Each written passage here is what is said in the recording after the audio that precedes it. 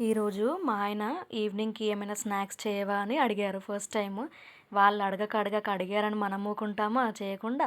So, కొంచెం ఇడ్లీ పిండి మిగిలితే అందులో ఇడ్లీ పిండిలో కొంచెం బియ్యపు పిండి ఒక కప్పు గోధుమ పిండి వేసి మిక్స్ చేశాను ఫస్ట్. తర్వాత ఈ పిండిలో చిన్నగా కట్ చేసుకున్న మిరపకాయలు వేసుకున్నాను. అవయ్యాక కొంచెం కళ్యామాకు, అలాగే చిన్నగా కట్ చేసుకున్న ఉల్లిపాయలు కూడా ఒక 1 ఆనియన్ వేసుకోవాలి చిన్నగా కట్ చేసుకొని. ఆనియన్స్ వేసుకున్నాక ఒక హాఫ్ టీ స్పూన్ జీలకర్ర వేసుకొని, తర్వాత కొంచెం సన్నగా కట్ చేసుకున్న కొత్తిమీరాకు వేసుకోవాలి.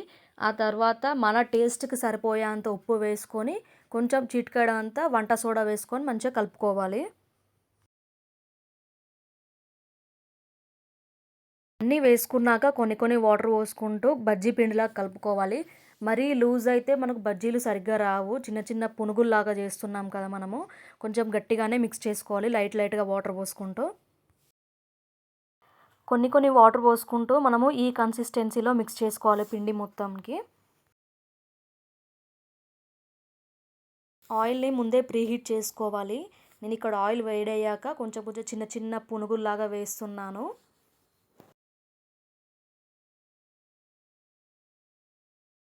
పునుగులు వేశాక స్టవ్‌ని మనం మీడియం ఫ్లేమ్‌లో పెట్టాలి. ఫుల్‌లో పెడితే ఏమైతదంటే లోపల సరిగ్గా ఉడకదు. సో, మీడియం ఫ్లేమ్‌లో పెట్టి మంచిగా ఫ్రై చేసుకోవాలవి.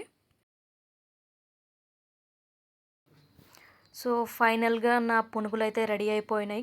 క్రిస్పీగా ఉంటాయి. ఎంతో ఈజీగా చేసుకోవచ్చు. ఈ వీడియో గనక మీకు నచ్చితే please do like, share and subscribe. Thank you so much.